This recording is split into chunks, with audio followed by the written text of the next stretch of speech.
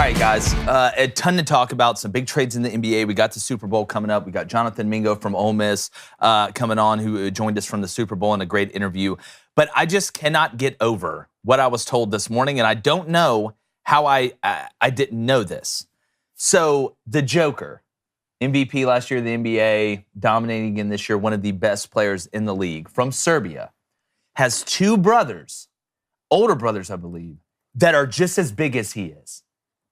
That are 7 foot tall. They're the same height? That are 7 foot tall and as wide, if not wider. We have a picture of them right now compared to a person who looks like Guy Fieri. I don't think that's Guy Fieri, but that guy's probably, 5'8", 5'9". He's almost half the size of these guys. And like Blaine pointed out, look at the trees in the background. They're almost the same size as the trees. But I've seen them at NBA games. I know they had that scuffle, but seeing a picture of all of them together, if you really wanted to take out John Wick and or Vladimir Putin, why would you just not send these three guys and only God knows what they have seen? Definitely not taking out John Wick. Putin? Maybe. Have you seen? I don't know. John Wick's fighting. First of all, he's about to fight who I call IP Man. Everyone says It Man. I say IP because I'm a grown-up. He's about to fight him in his 7th movie after he kills 400 people during the movie. So, yeah, John Wick, take these guys. Putin? I mean. And or Bruce Willis as well. Just, again, I heard a story where Jokic was talking about, because, you know, we hear these stories about guys that come from bad backgrounds in the United States and make it up. You know, I'm from the hood and I'm getting out. Kind of like Tajay Spears was talking to us about Tulane. Like, this is different, though. Like, Serbia, during these telling stories about getting tied to a tree and having knives thrown at him. Like, there's a reason this guy just goes home and rides horses and eats meat. Exactly. Like, you think you've got it bad? Yeah. Oh, your iPhone's messing up. Or, oh, hey, man, there's, crimes committed in our city, which is tough. Go to Serbia, where it's just one crime. Serbia is just one crime going on at all times where everybody's just there. I think that's why Novak Djokovic, too, from the same part of the world, has just, singularly focused and overtaken tennis. Yeah, for sure. Like, can you talk about motivation? You talk about not wanting to go back? Yeah. What do you say, Leonard Washington made it out? It's like, hey, that pain caused this greatness. Yeah, if you're on audio right now, you need to just go to our YouTube channel and look at this picture of these three brothers, because I think in Serbia that translates to you're getting your ass kicked. But that's I didn't realize they were that big. I knew they were big, and I didn't realize they were that big. What's their mom look like? The dad's over 7 foot and 400 pounds. So he's basically Jabba the Hutt. Really? Yeah. He's 7 foot 400? Over 7 foot 400 pounds, I believe. Wow. Yeah. Talk about vanilla. Looks like we got some new additions to the island. Yeah, well, they just saw Jokic shoot a basketball one time, and they're like, we're getting out. Now they became security in that instance. Kevin Durant is now a member of the Phoenix Suns. Chris Paul getting some of that good insurance. Ole Miss wide receiver Jonathan Mingo talks with us about playing at the next level in the Senior Bowl. And Adam Breneman from The Breneman Show is live at the Super Bowl, and he's going to join us to break it down at 7:15 a.m. Central. I'm Jake Crane, and welcome to the Thursday and delicious edition of Crane & Company.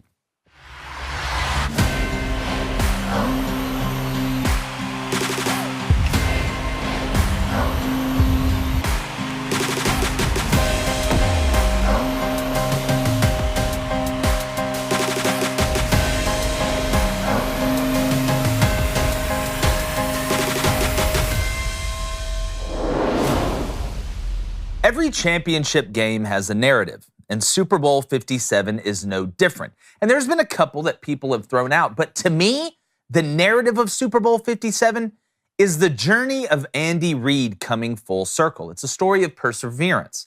Now, I've seen this Super Bowl even labeled as the Nostalgia Bowl, and Andy Reid's story is one of true triumph, like I mentioned.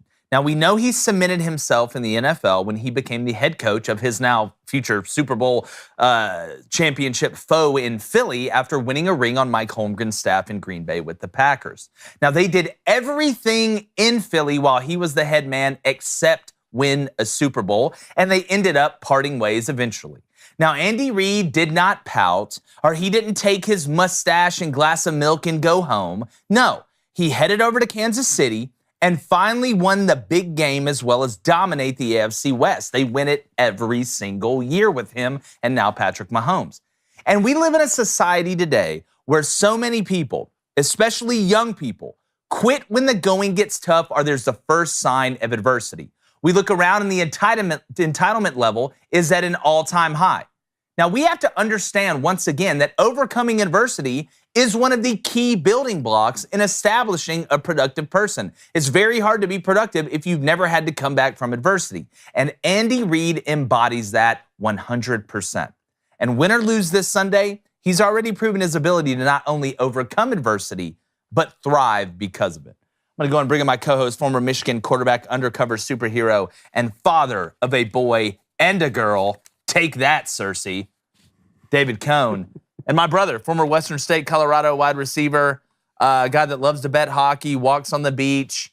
It's got a buddy coming up this weekend to celebrate a birthday. Yeah. Flamin' Dragon. Little B-Day weekend. B-Day weekend with the boys. B-Day with the boys. Yeah, but speaking of B-Day with the boys, I mean, if you're Andy Reid, you're playing Philadelphia. I don't think he's ever lost against the Chiefs as the Philly head coach and never lost as the Chiefs head coach against Philly. I think he's 6-0. You mentioned that yesterday in his matchups, and he is the 5th coach in the Super Bowl to coach against a former team. Dan Reeves did it. John Gruden did it. So there's a lot of stories and narratives in this game. I just keep looking at the story of Andy Reid. Me too. And I find it fascinating, especially in where we're at today in society, because I think a lot of people could learn from it. I'm just such a big Andy Reid fan. Yeah. Just going all the way back to the Philadelphia Eagles, having Donovan McNabb, and then Michael Vick comes in at the end of Andy Reid's tenure there. 14 season with the Eagles. Andy Reid made the playoffs 9 times. Like you said, didn't win a Super Bowl. I mean, you could understand after that 4-win season that they had in his last year why the Eagles moved on, but still a heck of a ball coach, and the way that he's acted since leaving Philadelphia, I think has cemented his greatness. 10 seasons now with the Chiefs, made the playoffs 9 of those seasons as well. Did go ahead and get his Super Bowl victory. Played in another one a few years ago. Now he's in the Super Bowl again. Needless to say, Andy Reid's one of the all-time great, 5th all-time in wins for NFL coaches. I think top 20 in win percentage. And then, like I was telling you, for the Chiefs. Eagles matchups. I think they've played 9 times. Andy Reid's been a part of 6 of those. 3-0 as the head coach of the Eagles against the Chiefs. 3-0 with the Chiefs as the head coach against the Eagles. So it should be interesting. And it's one of those rare situations where departing with the coach that has had success but didn't reach the ultimate success ended up working out for both organizations. Yep. The Chiefs win a Super Bowl with Andy Reid there, and we know the success they've had. The Eagles win a Super Bowl with Doug Peterson and Nick Foles, and who was on Andy Reid's staff. Who was on Andy Reid's staff. And now they're playing for another one with a guy that was on the Kansas City staff when Andy Reid got there, and Nick Sirianni. So it's coming full circle. I mean, you look again, the numbers you brought up. Andy Reid, he's been the AP NFL Coach of the Year 3 times. He's been the Sporting News Coach of the Year in the NFL, the Pro Football Weekly Coach of the Year, 4 times Maxwell Club NFL Coach of the Year, and on the Philadelphia Eagles 75th anniversary team, and he's going to be all over whatever anniversary team or all century team that the Chiefs have. I mean, we have got to start, if they win this one and or they continue to compete, Blaine, at a high level and win the AFC West, we've got to start talking about Andy Reid as one of the greatest coaches, if not the greatest coach of all time. Yeah, I mean, might be the greatest play caller of all time from an offensive standpoint. Who's better than him? Yeah, who's better than him? I mean, let's be honest. I mean, the only bad thing about him is he got to quit drawing mustaches on people on airplanes. Yeah. And that's the only negative. Well, he said he's going to get down to the bottom. I know. We talked about it. Me and him were texting yesterday. But I like, there's kind of the villain role, too, with Nick Sirianni. Just got fired. Andy Reid fired you, and now you're the Joker, and you're coming all the way back in the Super Bowl. So it's going to be there's a lot of narratives you can line up with this game. There is. Super Bowl, that's what you want. Everybody finds a way to have a chip on their shoulder. We see it all the time in college football as well. I do want to make sure people understand. So Nick Sirianni was on, Andy Reid gets the Chiefs job. Nick Sirianni was coaching the wide receivers at the Chiefs when Andy Reid got the job. So Andy Reid didn't hire him. They really parted ways. It's the most gentle way to be let go. He just wasn't one of Andy Reid's guys. And he understands that and I made this point the other day. If that doesn't happen, who knows? Does Nick Sirianni ever become the head coach of the Eagles? Mm-hmm. Andy Reid may have done him a favor in the long run. When you look at it, that's how the coaching world works. But the way the betting world works, all right, we all know that Sunday's the Super Bowl, and we're live streaming it. Apparently, rumor is there's going to be more people watching our live stream than are watching the actual broadcast of the Super Bowl with the volume turned up. But that's a story for another day. But if you're going to live bet it, or you're going to bet it at all like we do here, you need to bet it on DraftKings Sportsbook. So if you haven't downloaded the app now, and you live in a place where it's legal, go ahead and do that. And guess what? If you use our code BOOSTER, that's BOOSTER, and you're a new customer, You can bet $5 on any bet for the big game, and you get $200 in free bets instantly. That's right, $200. Welcome to the show. That's only at DraftKings Sportsbook with code BOOSTER. That's BOOSTER. Minimum age and eligibility restrictions apply. See show notes for details. Cone, fast and easy payouts. I get mine first-class mail. It shows up unbelievably quick. The lines are always out. The prop bets are always delicious. If you're not betting DraftKings, you're legitimately wasting your time. If you want the best boost, and guess what? It seems like every time that DraftKings boosts something, it hits. I swear it's like a 90% hit rate. I thought you said in there $200. Is that what you said? 200. Say it again. Big ones. You're a new customer and you use our promo code BOOSTER at DraftKings, and you bet $5. Yeah. Just $5. That's $5. it. You go into your parents' room, you go into your mom's purse, you get that $5. You get that $5. You get $200. You get $200. Instantly. So so what you're saying is it's a no-brainer. Look, you're pass and go. All right, let's be honest. It's a monopoly situation. You pass that go. Yeah, you pass go. Build that hotel. You build that hotel. That's exactly and right. you win the game. Who knows? That $200 that you win, that you get, and you hit a bet, let's say you turn into $300, what if you invest that in maybe the next Apple, and now you're a billionaire? Golly, it's a real Forrest. Now, we know it's if that a Forrest happens, Gump situation. You get 25%. It's a Forrest Gump situation. It's a true Forrest Gump situation. Yeah. I'll tell you what isn't a Forrest Gump situation. Whatever's going on in the Booster Club there, Flaming. All right.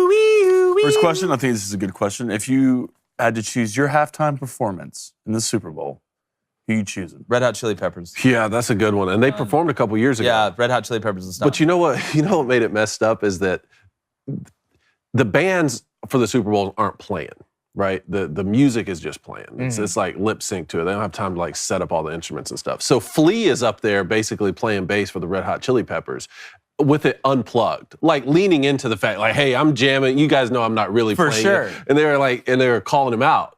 Like, oh, you're like, you can't. Yeah, Rihanna's not going to be. Don't let on that you're not really playing. It's like, what are you talking about? Like, the bass doesn't work. Like, I'm just up here jamming. That's what playing, Dave. Who's your halftime performance? Who's you?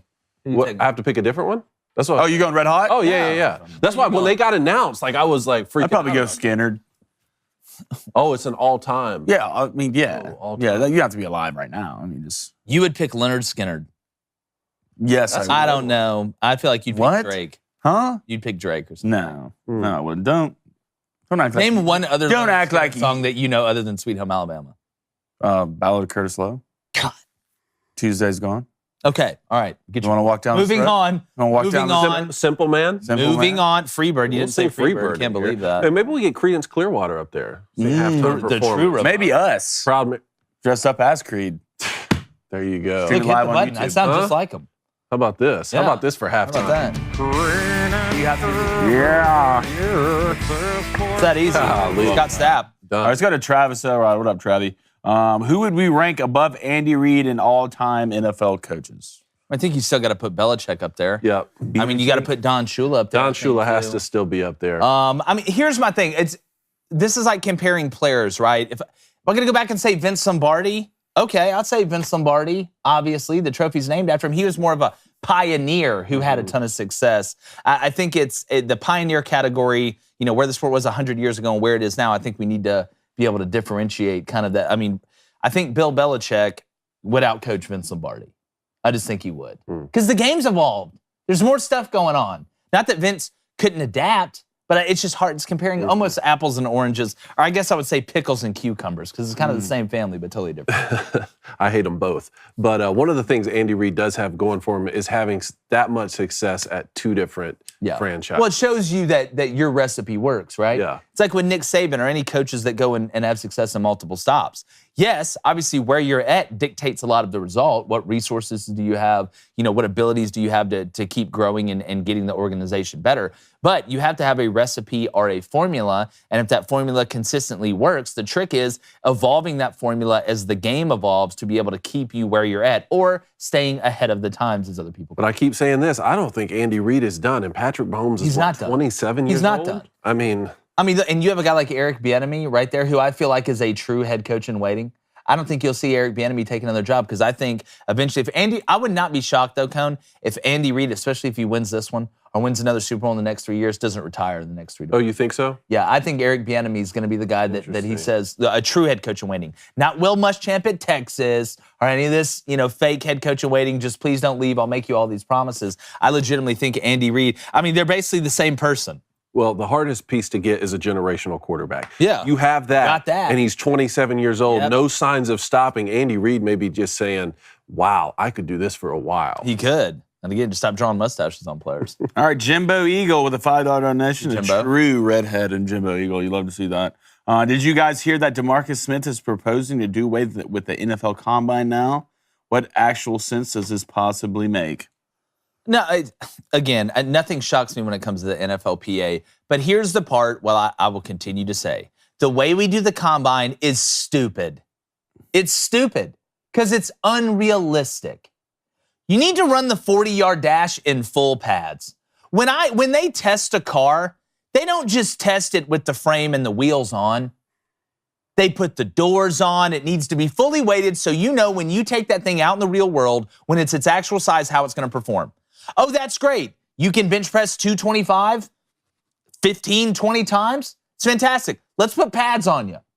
Let's have one of those dummy. I think you'd get more out of hooking up one of those machines to a dummy that tells you the impact of force that you're hitting than doing bench press. But the fact that we run 40-yard dashes or do any movement with no pads on is ridiculous. It makes no sense. Think about that in any other form of life. You're like, hey, you want to try this fried chicken? But we're not going to put the skin on it. We're going to take the skin off and let you try this fried. It doesn't make sense. It's the Chewbacca defense. Johnny Cochran. It don't make sense. I've always thought that. Not because of what DeMarcus is saying, but because they don't wear pads or do football things. Well, especially throwing. Yeah. Quarterbacks.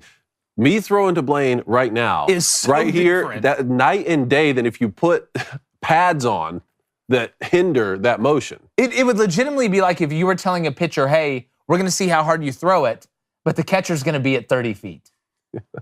Not going to be at the normal distance. It makes no sense. They need to change it that way, not the way that he's saying. All right, let's go to Matty Ice, 1994. What a great year. Great year. Especially the people who were born in that year. Just probably the best people I know. I heard they're... my prediction, who asked? Nobody. My prediction is being made here. Eric Bieniemy stays in Arizona after the Super Bowl and accepts the head coaching job there. If I'm Eric Bieniemy, I don't want to go from working with Patrick Mahomes to Kyler Murray. Like, God. You talk about just a totally different world to live in. Why would I waste if I'm Eric Bieniemy? He can do whatever he wants. Some guys just want to go be the head coach, but I'm sure Andy Reid is giving him good advice. He knows how long Andy Reid's probably going to coach. He has a good idea. If I'm Eric Bieniemy, I'm like Kirby Smart at Bama. I don't have to take a job just to take a job. Mm-hmm. I'm straight. We're probably going to win the AFC West next year. All right, we're probably going to keep having the same success with Patrick Mahomes. I can wait on a Georgia, on a big-time job, on an organization that's already set up, that maybe is just a quarterback draft pick away where I can go pick my guy. How about that? I'm not stuck with Kyler Murray and a big contract and Call of Duty. I would be shocked if Eric Bieniemy does that because I think Eric Bieniemy wants to spend his equity somewhere else. I feel like that's a real thing. Wonder if Kyler's playing the new Harry Potter game. I don't know. Have you played it? Really good. Yeah. Oh, you played it. Really good. Nice. Yeah. All that transgender stuff happened. J.K. Rowling came out and says she doesn't support transgenders, and everyone tried to cancel everybody, and it's now the second highest gross video game. Look, you're not canceling Harry Potter. Yeah. Yeah. Well, they were trying not to. They're especially content creators, people who stream. If you stream this game, we're gonna try to get you canceled. Really? And so now it's this and the most streamed game ever. The most streamed. We should just have it streaming as we're Do they have Quidditch in there? They don't. Well, the thing. How do you not have in Quidditch in there? Hey, just calm down. Hey, calm down. It's the only thing I know about Harry Potter. Dave, I know. But apparently, they're doing a thing, they're adding it in later to add on to Well, apparently that sucks. Okay.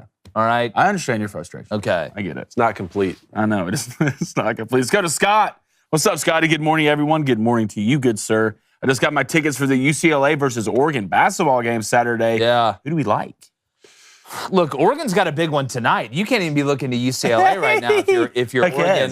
Look, I'm not going to go against Mick Cronin. I'm going to go ahead and tell you right now, all I've done is come on here and gas up Nick Cronin. You want to know why? Because he's a legitimate, amazing coach, especially in the NCAA tournament, and they have experience. I mean, you got Oregon State tonight on the road, who they need to make. This is one of those games you don't want to look past. Handle business. It's basketball. I know our buddy Sean, who's a big Oregon State fan, is rooting for the upset here. I just don't see it. But UCLA and Oregon on Saturday. There's some really good games on Saturday. Auburn and Bama, I can go down the list. I like Mick Cronin and UCLA. Yep. I don't think you can go wrong with that. Real quick from Jimbo Eagle, did you see that the WNBA team is under investigation for paying players under the table? The Aces. Yeah. Aces. The Aces. Now, where did y'all get the money to pay people under the table? For them. Like I'm more impressed about that. I am actually impressed that somebody in the WNBA is attempting to cheat to win. Getting closer. Yeah. You guys are starting to figure it out. How do you think this went down? Because it sounded like the same owner of the Raiders were here. Yeah. There's two different things. Now, the Aces are getting involved. There was like some bullying allegation, or they said some girl's haircut looked funny or something called a fat. I don't know anything about that. But this is one about paying players under the table. You be the GM. I'm going to be the agent of the player. You call me. All right. Hey, what's up, David? Hey, how's it going? What are we talking about here? Hey, I found $30. Does Tanisha want it? She'll score more than 12 points tonight and not turn it over every time? 33. $33? We're demanding 33. That's 20% of the salary. All right, done. And I never got caught neither. Then why are you in prison, Mike? No, I'm just wondering how much it was. Will they ever disclose the amount of money? It's like, and on July 13th at 8:47 a.m., Tanisha got $12 from Al. I find this fascinating. Good for the WNBA. We're talking about it, right? We're talking about it. Y'all keep being corrupt. You're getting closer. You're getting closer. Pay them and let them fight. Pay them and let them fight. I'm talking about ratings. Yeah. Look, I would just watch them. You want three straight white males to save the WNBA? We'll do it. Oh, we're on the way. We're on the way. It's a bird, it's a plane. No, it's three white guys to come save your league. That's exactly right. Who cares? You do. Yeah. That's who. Man. But I tell you what else we care about. Making things easy, right? And we all know that people this Sunday are getting ready to barbecue. If you're going to use anything that involves propane, I need you to listen, all right? Outside of knowing not to put a frozen turkey into whatever you're deep frying, the other thing you need to know is you need to go online to cinch.com, David. I can feel you looking at me. You need to go online to cinch.com at cynch.com or download their new app to order. And new customers can get their first tank exchange for just $10 with our promo code BOOSTER. Sound familiar? That's at cinch.com, or download the Cinch app and use our promo code BOOSTER to get your first tank exchange for just $10. cynch.com with promo code BOOSTER. It's a limited time offer. All right, you must live within a Cinch service area to redeem it, so if you don't, buy a new house. And then visit cinch.com/offer for details. It's very simple. It's a propane tank home delivery service. They deliver it right to your door. You don't even need to be home. You don't have to have a long-term commitment or a subscription. Cone, you have used this. You used this during the holidays. I was there. I saw it. I love it. I need it. I have lived it. Y'all lived it with me. Look, if you're driving right now in your car and you're thinking, you know what? I was going to do a low country boil before winter ended, it was going to be a good time, but I got to go all the way and get the thing. I got to sign up for something. No, Cinch. There's a reason it's called Cinch. It's done like that. They bring you the tank. You make the low country boil. You eat it. Have a good time. Yeah, look, getting your food where you want it's a cinch with Cinch. We all know that. So cinch.com or download the app. Use our promo code BOOSTER. Okay, guys. Jonathan Mingo, one of the top receivers that we want, him and Michael Wilson and Dell, the kid from Houston, Tank Dell. Yeah, Tank was nice. Really the three most impressive guys out wide to me, I thought. At the Senior Bowl? Yeah, but they obviously do it different ways. Dell is more of a slot guy, smaller guy, kind of jitterbug. Jonathan Mingo and Michael Wilson are both big and thick. And it seems like every Ole Miss wide receiver that comes out is like thick and can move. Yeah. It's one thing to be a straight line guy, right? That's big, that can jump, box you out, get the rebound. It's another to get in and out of breaks. Jonathan Mingo can definitely get in and out of breaks. We got a quick interview with him, so go ahead and check it out. Ole Miss fans, I know you'll love this one. Let's go ahead and roll it. All right, we are here with now former Ole Miss wide receiver. I got to get used to saying that at the Senior Bowl. I used to interview you guys at SEC Media Day. Former Ole Miss wide receiver Jonathan Mingo had a hell of a day out here, whether it was one-on-ones, team, 7-on-7. Jonathan, before we get into the nuts and bolts and kind of how it went today, just talk about what it means to be here representing Ole Miss and living out your dream, man. It's the biggest showcase in the world when it comes to the gridiron. Oh, you know, it's a blessing just to be from Mississippi, representing my school, representing my state, going to get some of the best in the country, competing every day to try and prove myself to the scouts. Yeah, and man, it was competitive as hell today out there in one-on-ones. You know, I saw you, the nuances of your routes, and I think the thing that separates you, being at your size, being able to get in and out of breaks. Can you talk about being flexible? I don't think we tell young athletes enough about flexibility and how important that is. There's a lot of big people out there, but not a lot of big people can get in and out of breaks, work their feet and work their hips like you can. Just mainly just trying to be like perfectionist in my craft, you know what I'm saying, working on everything, trying to work on my weaknesses until they're not a weakness no more. So just trying to be perfectionist at my craft and trying to get better every day. Yeah, and when you come to an all-star game like this, trying to install the offense, a lot's going on. You haven't had a chance to build a ton of chemistry with the quarterbacks, but it seemed like you guys were on the same page a lot today. One deep ball was a little bit outside of your outstretched arms there, but it seems like the chemistry of the quarterbacks was a lot better today. You know, these are some of the best athletes in the country, best QBs, best athletes everywhere. So, you know, it don't take that long to get the chemistry down. Everybody's studying the plays. They're trying to prove themselves to the scouts, so everybody's bringing the A game. Yeah, and playing in Lane Kiffin's offense, being able to do the multiple things you guys do outside at wide receiver, being able to move you inside, do those different things, how much has it helped you coming into this game, playing in an offense that, for a wide receiver, I mean, you can get the whole bag? You know, it's kind of good coming out here like Coach Kiffin. He used to be in the NFL a lot, so some of the routes and concepts that had the same name as some of the one they're using in the NFL right now. So I'm getting a hold of them pretty quick. So shout out to Coach Kiffin for helping me prepare me to be out here for the Senior Bowl. Yeah, hashtag NFL Rebels. We're seeing it all over Twitter right now. Last question, Jonathan. We've been asking every guy out here, you know, what is your why? You talk about being from the state of Mississippi, representing your state. Is that your why? What's the main reason you're doing this? Man, I just love football, man. I love the game. I love to compete. I love to win, you know what I'm saying? I'm trying to get better every day. Just trying to make a living for myself and just compete every day, do something for my family. But, man, I just love football. Really, I don't want to do anything else in my life but just play football. Yeah, you got anything for the Ole Miss fans? Howdy. All right, Jonathan. Appreciate you, brother. Good luck to you. Yeah. Look, Jonathan, man, we got to talk with him at SEC Media Days as well. Really like him a lot, man. Rooting for that guy. I think he's going to have a lot of success in the NFL. I think he's a guy that may end up being a sneaky pick. Strong hands. Again, we talk about his size and getting in and out of breaks and looking at the little things. And I tell you what, from a physicality standpoint, blocking on the outside and playing in an offense like you talked about with Lane Kiffin, where the route tree isn't a pop-up book. You know, it's a thesaurus. So going into the NFL, you're not shocked when you have option routes and how to adjust and understanding landmarks and steps and things like that. So it was a lot of fun talking to you. What do you say? I just love football? Just love football. Man, that makes two of us, man. Yeah, that makes me want to pay you money to play football for my team when you say things like that. But speaking about paying money to play for a team, a little rapid fire cone. There's some things going down in the NBA. Man, NBA blockbuster trades. Yes. Let's start with Kevin Durant. Kevin Durant was traded from the Nets to the Phoenix Suns for a package that includes Mikal Bridges, Cam Johnson, Jay Crowder, 4 unprotected future first-round picks. I don't really get this move for the Suns, but you guys tell me. Convince me that this is a good move. Sold the bag. I don't trust Kevin Durant. I know he can score points, but at what point does he ruin the Suns? It's Hurricane Durant just blowing around the nation. Just go from coast to coast, from Golden State up to Brooklyn, just destroying everything in his wake. And he won one time, right? Won one time with the Warriors. Or won 2 championships, one MVP, and then basically they were like, you got to get out of here because you and Draymond are beefing and we like Draymond better. I feel like, and we're going to get to the Lakers trade, I feel like the Suns lost this trade. I feel like they lost it. So now Jay Crowder's gone.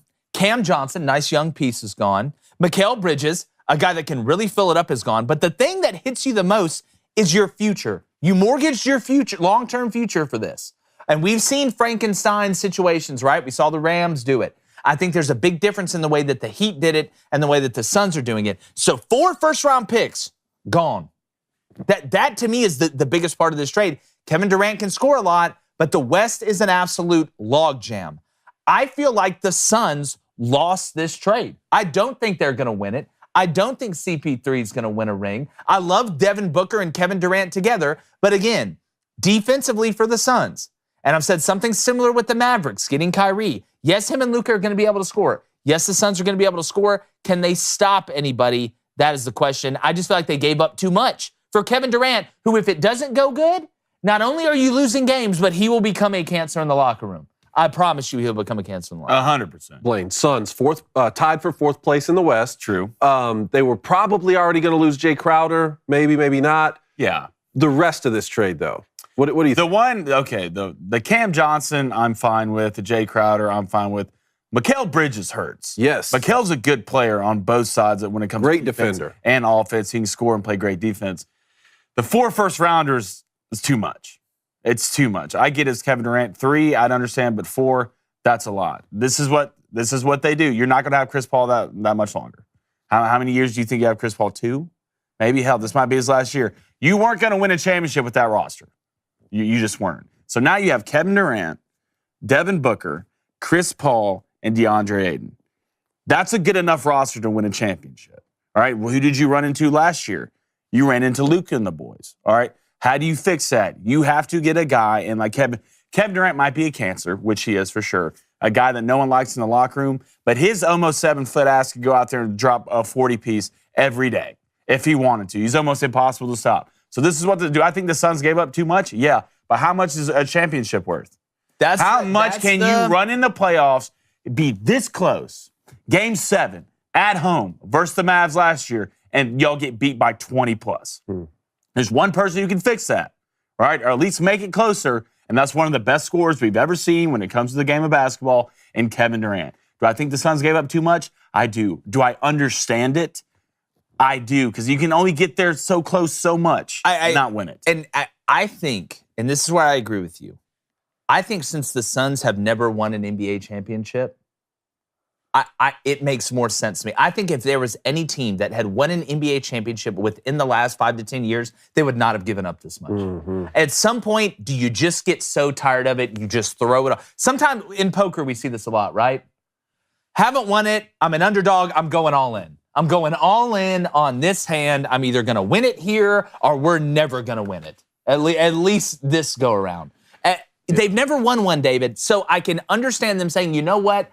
I'll go hire a mercenary for a year or 2 to give us a chance and mortgage the future. Because just like anything, right? If they were to win a championship this year, you could eat off that for 20 years. Without a doubt. And we kind of talked about this, a similar comparison with the Christian. Well, no, that's another good one. I was thinking the midseason Christian McCaffrey trade, because the 49ers did give up a lot to get Christian McCaffrey. But we said, hey, they haven't been able to get over that hump in the NFC Championship. If they go win the Super Bowl this year, it will be worth it for the years to come. Yeah. So definitely with the Suns, and I'm glad you brought up Tampa Bay, because like we said, that win in Tampa Bay, that's not New York City, that's not LA. That'll mean a lot for them, and fans will buy into a rebuild. So I understand that. My problem is Kevin Durant has proven to be the problem at so many different places. Even when he got put on the Warriors team, an all-time great team, basically, and I hate to say this, Draymond Green was right when he said, we won before you got here, we won after you left, you were the problem,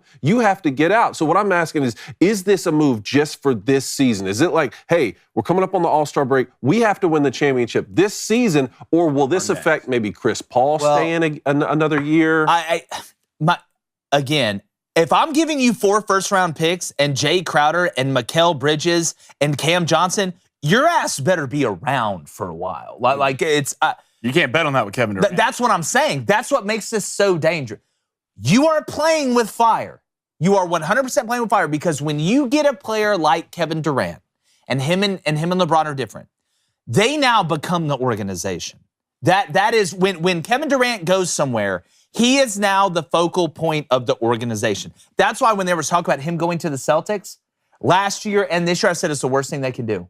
The worst thing they can do, because they have built up a culture and a core where it is about the organization and not about the individual player. Yes, Jason Tatum's a superstar, but how many problems do you see with Jason Tatum or Jaylen Brown or any of those guys off the court? You really don't see it over there, because they're about the team. Kevin Durant is and will always be about Kevin Durant. So when it comes down to it, and if it doesn't work, he is going to throw everybody under the bus except himself. That's where all these problems start with Kevin Durant. If it doesn't go good, it's never Kevin Durant's fault. It's always somebody else's fault.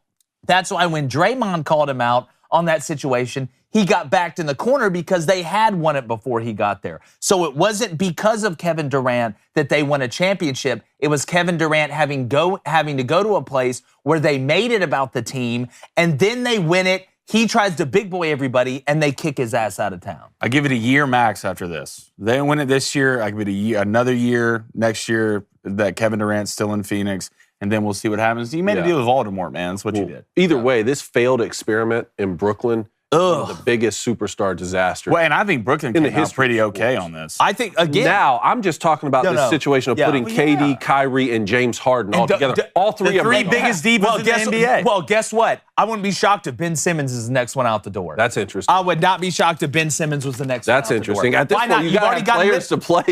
Dude, you just got 4 first-round picks. You got Mikal Bridges. You got Cam Johnson. You got Jay Crowder. And picks. And you just got rid of Kyrie. Yeah, thinking of what they got from that. That's what I'm saying. I'm moving Ben Simmons right now, and I am going to start putting together this. And do it the right way. Do it the right way. Do it the right way. Could actually be the best thing for the possibly. Nets. I agree with you 100%. Yeah, and speaking about Kyrie, so he lifted Dallas to a win last night, and I think Luka was out, right? Yeah, Luka's got first time they've won without He said, Luka. what did he say? He said it's basketball is really easy when you're not playing with people who are selfish. Well, that's the Kyrie every time he goes to a new team. It's great. It's awesome, right? Yeah. This is the best place I've ever been. 3 months later, the earth is flat and I'm crying in my room. All right, let's talk about the Lakers for a second. Yeah. So they've traded Russell Westbrook, which you never liked this move from the start, Jake, and basically send guard D'Angelo Russell back to L.A. Now, if I remember correctly, the Lakers drafted D'Angelo Russell. And he got in all this locker room trouble with recording. Couldn't shoot. Like Nick Young or somebody, recording guys when they didn't know, lost all the trust in the locker room and they traded him away, right? So now he's going back to L.A. Is this a good move? Yes, it is, because Russell Westbrook and LeBron James was never going to work. I said this since it started. The reason that LeBron James was able to work with Kyrie in Cleveland, and the reason it worked with Dwayne Wade and Chris Bosh, is because Dwayne Wade can score off the ball. Kyrie Irving can score without having the ball. Russell Westbrook cannot operate unless he is dominating the ball. Watch. He will now go to the Timberwolves. All right, because if you look, Mike Conley's going too. So it's an interesting situation that's building over there. But now that Russell Westbrook, all right, can dominate the ball, he will get back to looking a little bit more like Russell Westbrook. It was always oil and water with LeBron. LeBron could run point for the Heat. D-Wade could play the 2, get open, make shots. It'd work together. LeBron could bring the ball up with the Cavs. Kyrie could work off the ball, get an open shot, and make it work. Russell Westbrook cannot operate when he doesn't have the ball. I'm sorry. He's not a jump shooter, a guy that's going to get open and go knock down threes. He has to bring the ball up. Why do you think he was getting all those triple doubles? Because he was able to dominate the ball. I'm in a triple threat position. I can either go score, go get fouled. I can pass the ball for an assist, all right? Or I can make a move, kick it out, get it back, and go score. This is the best move for the Lakers and the best move for Russell Westbrook. Does that mean the Lakers are going to win anything with D'Angelo Russell? No, I don't think so. But I think they have a better chance of having more success because the pieces fit better. So I think the Lakers are actually, this makes the Lakers a little bit better. Or at least, like I said, gives them a chance. That's my opinion. Think about it as this. If you can't score points with LeBron James on your team, I don't know what to tell you. The guy's 9th all-time in assists. I mean, one of the best passers we've ever seen. Russell Westbrook is not that good of a basketball player anymore. From a scoring standpoint, with the ball, he's not that good of a basketball player anymore. He's going to go to the Timberwolves and be the same guy. The one person who needs to dominate the ball at the Timberwolves is Anthony Edwards.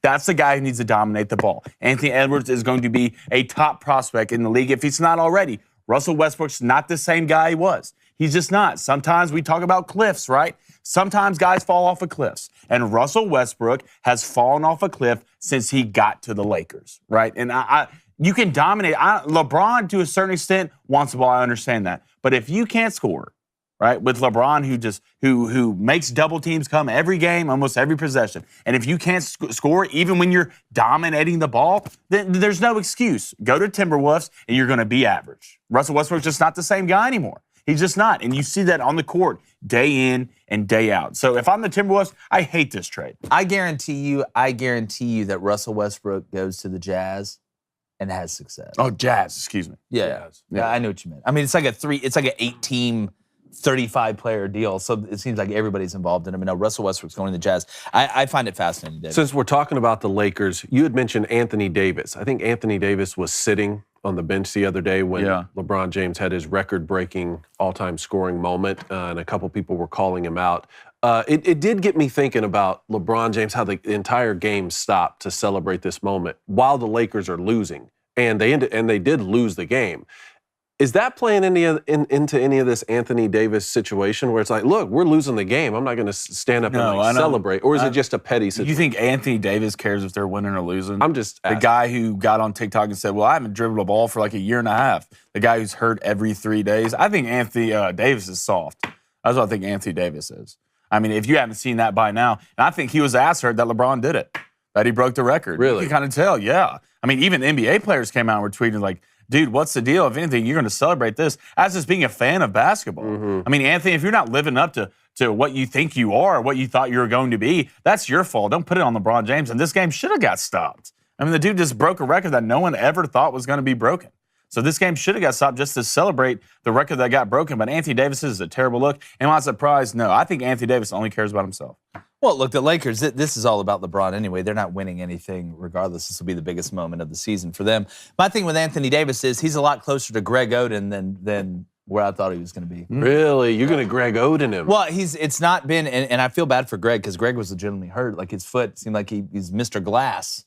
I mean, from Unbreakable. He'd take one step and his leg would shatter. It just seems like Anthony Davis, and look, thank goodness he won one for Cal at Kentucky with the way it's going right now. Kentucky may not even make the NCAA tournament, but that's a story for another day. Anthony Davis, he's been a letdown. He has. And, you know, a lot of his injuries, there have been some that are devastating. I get that. But I feel like there's a little bit of softness with Anthony Davis. I really do. I feel like Anthony Davis won everything he ever played. Went to Kentucky and dominated, was a big-time pick, came in the league and started doing really well. Then he gets hurt, and he just hadn't been able to really battle back and get in the same form. Again, let's look at the experiments. With LeBron and them go to Miami, big three, it works. You win a championship. Then everybody starts trying to do it, right? Everybody starts trying to put a mega team together. Who's really had success? It's funny, the teams that have had success have been the small market ones with a superstar. Giannis and Chris Middleton, guys like that. The Nets didn't work out with KD and Kyrie and Ben Simmons and James Harden. I mean, you look around, the Lakers haven't worked out. Russell Westbrook and LeBron James, these guys. I can go through multiple teams that have tried to mega team this thing, and it hasn't worked. It's amazing. You know, you get a small guard from Davidson, an undersized 5 guy from Michigan State, and some dude from UCLA named Clay, and you go and win 6 world championships. Yet you've got these teams trying to put together, you know, mega stars, and it doesn't work. It just goes to show you, man, it's an interesting... I'll tell you one that worked even before LeBron and then went to the Heat. The Celtics with Kevin Garnett, Paul Pierce, that was the Ray original. Allen. That was the original big that was the original. Yeah. Not extra crispy. But no, it's an interesting time in the NBA for sure. All right, next one here. I want to get to the Brian Ferentz contract at Iowa, the offensive coordinator. Break this down again. Also, I was going to play Northwestern. Is it Northwestern in Wrigley Field? I believe it's like that. Yeah, I believe it's I saw that was look that up for me. Yeah, I want to say it's November 4th. But the Brian Ferentz OC contract. His son, not Kirk Ferentz, the head coach. This is why you don't hire your children on staff, at least to be coordinators. Okay, I think you can get away with it if they're a position coach, but at coordinator. So Brian Ferentz, the coordinator and son of Kirk Ferentz at Iowa, whose offense was historically awful this year, absolutely terrible, did not get fired. They amended his deal. I want y'all to listen to this, all right? They said the amendment for Brian Ferentz with incentive-based opportunities to reinstate his previous contract. So they're coming in saying, you're not living up to your end of the deal. We're going to cut out some money, but give you a chance to earn it back if you fix it. All right, so he was previously making $900,000, okay? He'll receive up to $112,500 in bonus money if he hits all of his incentives. So now it's down to $850,000, okay? So they basically took away $50,000, and because the Hawkeyes ranked 123rd, they averaged under 18 points a game. Ooh, puke. So some of these incentives, they have to score at least 25 points a game. Okay. All right, which is, it's not great. Yeah, stop there. So, not going to happen. If I am having to come to you and pay you more as the offensive coordinator to score points. You have to fire people. This is nepotism. You want to see nepotism? And I'm the last person to come out and talk about, nepotism, because it's just the way it works sometimes in business. But this is a great case of nepotism. You hired your son to be the offensive coordinator, and he sucks at it. I'm sorry, Kirk. I'm sorry. I'm sure he's a great person, great family man. But when it comes to putting together an offense to score points, he is bad at it. You should fire him. You don't go to him and say, we're going to take away some of your money, but if you just be decent, if you can just be okay, Shewa from Beer Fest, a strawberry beer, it's just okay. If you can just be okay, we'll give you your money back. No, fire his ass. If it wasn't your son, you would have fired him. This is a bad look for Iowa, in my opinion. Sometimes when you take the risk, when you want to dance with the piper, you got to play the piccolo, man, when it doesn't work out. All right? And now it's time, Kirk, to play the piccolo. You got to fire this guy. I'm sorry. It just is what it is. Anybody else would have been fired. This is a bad look for Iowa, and it's really weird, and I don't like it, and it smells funny. You like to play the piccolo? How long has Kirk Ferentz been in Iowa? Remember Matt Rogers came in here and said that he was a part of one of the first classes that had to transfer out when Kirk Ferentz got there. Yeah, what was that offensive like before his son got there? Better than what it is now. Still trash. Now, compared to what it's now, they were the Globetrotters. It's still trash. It's still trash. That's the game he wants to play. He likes the offensive scheme. The head coach does, right? They want to play good defense. Iowa, and I get it, all right? You do have good defensive players, but you play a certain team with a certain amount of athletes, you're not going to stop them, all right? If you think this I formation stuff is gonna win you a championship, it is Iowa, or whatever you think it is, it's not, buddy. I don't give a crap if you're in the Big Ten or whatever it is. This offense doesn't work anymore. What championship team has gotten the I formation and won it all? What team? When's the last team that did? Georgia. Georgia's under center I formation. A very interesting one because they kind of could. Yeah, they're not at all. They're not at all. All right, so it's not going to work. You don't even remotely close. So I have the athletes that Georgia had. I pulled up Iowa's rankings on offense. All right, since 1999. So under Greg Davis, the previous offensive coordinator, in 2012 they were 117 out of 174. They moved up to 84th out of 125. Then they were 66 out of 128. You can see how many teams are going to Division I each year. Yeah. They were 66 out of 128 in 2014. All right, I'm going to go to Brian Ferentz. So the year before Brian Ferentz got hired, in 2016, Greg Davis, they had the 121st ranked offense out of 128. Pretty bad. Brian Ferentz comes in. They finished 117th out of 130. Then 92nd out of 130. Then 99 out of 130. Then 88 out of 130, and then 124 out of 130. How do you not fire this man? This past year? Yeah, how do you not fire this man? How do you not fire the head coach? How do you not fire the head? When were they good before? Iowa's actually won some. Like Iowa's won things. Let's see. When was the last time Iowa won the Big Ten? The offensive coordinator that came in was bad before him, and then the new offensive coordinator came in is still bad. At what point is it the head coach's fault? At what point is it? Well, Kirk Ferentz is one of the winningest coaches. I know that's great. That's great. That's awesome. You had a great career, but sooner or later, right? As a head coach, you have to hire a guy that has an open offense that can open up the offensive game, whether it's your son or not. Kirk Ferentz has said he doesn't want to change the offense, right? So if you don't want to change the offense and you expect a different outcome, you are insane. He needs to be fired. Iowa, you are capping yourself at a certain amount of games you can win because this offense won't take you to the promised land. This scheme will not. It won't. So it's not the OC's fault. It's your head coach's fault. I mean, look, I know some fans want to fire Kirk Ferentz, but Iowa, it's not like Iowa is, a dominant force in the Big Ten, but they have won before under Kirk Ferentz. I just think they need to upgrade to the times. Like, I do agree with you on that, Blaine. I do find that pretty interesting. But we got our friend Adam Breneman should be hopping on here very, very shortly. He is out there at the Super Bowl there in Arizona. We're going to get to him. I do want to stick in the Booster Club until we get Adam. Let's go ahead. All right, yes. Let's do this. A couple donations here. Let's get to those. Make sure you subscribe, by the way. Chris E., hit that like and subscribe button, fellas and ladies. $2 donation from Chris. Appreciate it, brother. It says, will the University of Michigan make NCAA tournament, Dave. What do you think? I was looking at it last night. Right now, no. But I don't know. This team is still, it's sort of like a weird situation where they have the talent to make the NCAA tournament, but I don't think Juwan Howard has really developed that talent. Could they win the Big Ten tournament? Because the automatic qualifiers, tournament winners of the tournament champions are automatic qualifiers, right? Mm-hmm. Michigan's the type of team that could mess around, and maybe Purdue is kind of, already settled in as a 1 seed, and Michigan goes and wins the Big Ten tournament, something like that. Right now, I have them going to the NIT, though. Okay. That's so embarrassing with the talent. It is. It is. Hunter Dickinson. That's unacceptable. Jet Howard.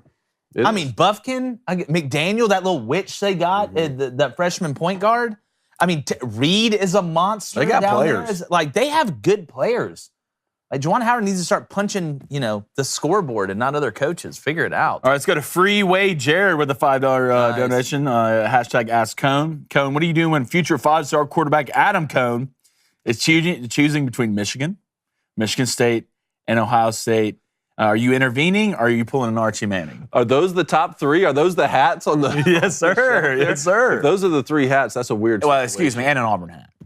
Not enough. So Alabama doesn't even figure into it anywhere. No. Grandpa Richard hadn't gotten in his ear, nothing like that. Put that Auburn hat on there. Look, man, if he's fortunate enough to even be able to have hats in front of him to make a selection, then we're winning. I love that. North Arrow Coffee Company, $10 donation. Crane & Co. Refueling my passion for sports. Actually going to watch the Super Bowl this year. Yeah, live stream. We're doing the live stream. Live stream. You need to watch us. And guess what? All right, if you're a coffee company, if you're a lumber company, if you're a company that makes Legos and other companies, and you need to hire somebody, well, do we have the perfect situation for you? You need to join Indeed, all right, where you only pay for quality applications that match your must-have requirements. It's efficiency, right? We always talk about working smarter, not harder. Here's a pathway to do that, all right? You need to visit Indeed.com/Crane. That's CRAIN to start hiring now. Terms and conditions apply. Cost per application pricing is not available for everyone. If you need to hire, you need Indeed. That's Indeed.com/Crane, CRAIN. If you're growing your business, you have to make every dollar count, David. We understand that. We were building one from the ground up, too, before we came over here. You want to find top talent with Indeed's suite of powerful hiring tools like Indeed Instant Match, assessments, and virtual interviews. God, if only the world worked out like Indeed's Instant Match, everything would be so much easier. You can sponsor a job, and boom, Instant Match shows you candidates whose resumes on Indeed fit your job description immediately after your post. With Instant Match, you can start hiring fast. That's why with Indeed, like I said, you only pay for quality applications. Visit Indeed.com/Crane. Did I tell you that I'm also in the process of using Indeed? No. Did I tell you that? Well, go ahead and tell the people what we're releasing tomorrow. The fantasy football adjudication with you want me to go and tell the people what. All right, look, we got Ben Shapiro on tomorrow. Okay, y'all asked us when are we figuring out an answer to the fantasy football situation? Who really won with the DeMar Hamlin situation? Well, we have a whole trial for you. Yeah, a whole trial. He gets a pitch. Judge Shapiro sitting down here with the gown and the gavel, man, is going to make the decision. So make sure you check that out. And to get ready for my pitch, obviously I have a team of paralegals. Yes, doing you've talked to your people. There was a mistake made by one of my paralegals, and it brought great shame on me. Look, you're going to see that tomorrow. David, I'm going to be honest with you. So I'm using Indeed to replace one of my paralegals. Yeah, he got fired. Indeed. Well, I feel like it was like in Austin Powers when they're all sitting around the table and he just pressed the button and he went into the fire. He went into the fire. You shot me. That's it. Oh, good. Wasn't a great look. Wasn't a great look. No, believe me, you need to check that out. I'm going to come out of this unscathed. Live on the show tomorrow. Still. Live on the show tomorrow. It will be adjudicated by Sir Shapiro himself. All right? Let's go to KD Plays. $10 donation. Okay. KD Plays. Yeah, KD Plays. Here we go. Says, y'all's greatest sportman of all time segment had no baseball players. Yeah. I had Babe Ruth honorable mention. Cap. But... Yeah, Cap. Did Bo Jackson play baseball? Hold on. I had Michael Jordan #1 on my list. Yeah, Michael Jordan played baseball. How about that? What, he didn't bat 198? The sport that has the greatest combination of skills. Hey, y'all listen up. All right? The greatest combination of skills didn't have a single person on the list. KD, you out here capping. No, Blaine did. I got to give him credit. And as the guy who is a baseball player, I sat down there and I looked at it. All right, I got to take bias out of it. Who am I replacing? On that list? I would have loved to put I'm not putting Babe Ruth on a list that has athleticism as a third of it. I'm sorry, I'm not doing it. Babe Ruth wasn't one of the greatest athletes of our time. Babe Ruth was one of the greatest big guys throwing hard and hitting tanks. Yeah, all right? exactly. Babe Ruth isn't out there stealing second base. All right, he probably stole cigarettes from a convenience store before the game. That was one time. Accusation. All right. Yeah, probably did that one time. Accusation. But Babe Ruth is not Shohei Ohtani could work his way on that list. He just got to win a championship. Look, but he also plays for the Angels, so that's. I would have loved to put a Yankees player on there until I got CNN by the You did Yankees. get CNN. So now they're dead to me. I got to thinking about this yesterday, though. It's even more impressive that Babe Ruth and those guys were able to do and accomplish what they were able to by eating hot dogs and drinking beer. Babe Ruth's like, wait. You guys are sleeping in cryogenic chambers? Yeah. Taking ice baths? Well, he also got to hit 86 miles per hour fastballs. Yeah, I know. Look, he was. I heard they were one lobbing guy him through. It was slow pitch softball. Slow pitch softball. So disrespectful. Oh, God. Okay, well, put him in. You know what? Let's ask Adam. Let's get our buddy Adam Breneman, who's out there in Arizona right now. Was a hell of a football player himself, but now he hosts the Breneman Show. And next up with Adam, brought to you by Team Mercury. Adam, what is up, man? How's it out there in Zona? You the head coach yet? What's up, guys? It's good. It's good. I'll be honest, Jake. You're one of the only guys who get me up at 6:15 on Arizona time during Super Bowl week for a show. So Dude, I appreciate it, man. Happy to be here, guys. Well, you know what? And I know you know this. It's a lot better than having to get up and go to winter workouts like you had to do back in college. That's for sure. But number one, I want to ask you, Adam, what's the vibe out there been so far? We know Arizona, whether it's Scottsdale, whether it's they do a great job of hosting championship games or Super Bowls. Yeah. We tend to have it out there all the time. What's kind of the vibe been out there this week with a big time matchup with the Eagles and Chiefs? Man, it is chaotic out here right now because not only do you have the Super Bowl out here, you have Waste Management, the famous golf tournament which everyone goes to. So the Phoenix Scottsdale area is buzzing. I'm actually headed over to Radio Row today to do a bunch of different appearances, and from what I've heard, I haven't been to Radio Row yet. Apparently, it's everyone. Man, I'll be honest. I got here Tuesday night. I've seen about every celebrity you could possibly see in 2 days out here. I mean, the who's who. I saw Stephen A. Smith at dinner last night. I mean, you got just people walking around everywhere. It's definitely a buzzing time out here, man. Fun time to be in Scottsdale. Yeah, and Adam, looking at this matchup, and again, I talked about this earlier in the week. I always come on and talk about the game being won and lost up front, which I believe it is, that complimentary football is king. I love Patrick Mahomes. I love Andy Reid, regardless of what he draws on who when they're asleep on a plane. I just don't see a way in which the offensive line and the defensive line or the front seven of the Eagles isn't going to be able to dictate the terms and at least give them a chance to take away half the field against Patrick Mahomes with a bum ankle. I like the Eagles in this matchup. Are you leaning either way yet, or are your spidey senses tingling in any direction? Yeah, I like the Eagles for the reasons you just said. First of all, I think the Eagles' offense, you think of Jalen Hurts, but really what they're best at when their offense is best is when they're running the football well. Yeah. I mean, the Eagles run the football as much as anyone in the league. I think on the last stat I saw was like they're the third or fourth highest rate of run plays in the league, which isn't necessarily what you think of when you think of Nick Sirianni. But then you think of the Chiefs' run defense, it hasn't been good. So if the Eagles can run the football, I mean, you guys know if you can run the ball, you got a chance on offense to put up a lot of points and be really efficient, stay ahead of the chains. And then you think of the Eagles' pass rush, especially with a bum ankle that Mahomes had. I think that if the Eagles front seven on defense, if the Eagles' offensive line show up the way they're supposed to, that they should be able to handle things and get the job done. I do think though that the matchup of the game is going to be that Philly offensive line, that Philadelphia run game against the Chiefs defense. Who's more important than Jalen Hurts, Nick Sirianni or Jason Kelce? It's a great question. I'm going to have to go Sirianni. I think that I don't want to get in trouble for saying this, but an offensive lineman center sometimes can be replaceable, but that quarterback to head coach, quarterback to play caller relationship is hard to replicate, man. And when you get it, and when you get in a groove and you get momentum going, it's hard to lose it, man. You just kind of start to feel each other. It's same thing that Mahomes and Reid have, really. But I would say Sirianni. But what a job Sirianni has done developing Jalen Hurts. I mean, it's you think back to when Nick Sirianni was hired, guys. I remember like how shocked people were he got that job. They were making fun of him at his press conference. I mean, I'm from that area, so I was hearing all about it in the Philadelphia Inquirer and all the local news just ashing the hire of Nick Sirianni. And he's done a really remarkable job with the whole team, but most impressively with Jalen. Yeah, well, one of the most impressive things in sports, get Philly fans to like you. I don't know how the hell you do it, but Nick Sirianni's figured it out. Win. They don't even like Santa Claus. I'll tell you, when he fixes everything, you guys. True. That's true. That's true. The dynamic I keep coming back to in this game is the quarterbacks, with both of them just being so dynamic in their capabilities, but neither 100%. It's not just Patrick Mahomes. I mean, Jalen Hurts has had that shoulder injury, and I don't think he didn't need to be 100% to be able to get them to where they are right now in these last few games. But I'm wondering, can that Eagles front seven, with Fletcher Cox and Brandon Graham, can they get to Patrick Mahomes early enough to sort of shake him up so that he's not 100% throughout the game? And then on the flip side of that, we were talking about, can Steve Spagnuolo really dial up some things to frustrate Jalen Hurts? Maybe that shoulder injury comes into play throughout the Super Bowl.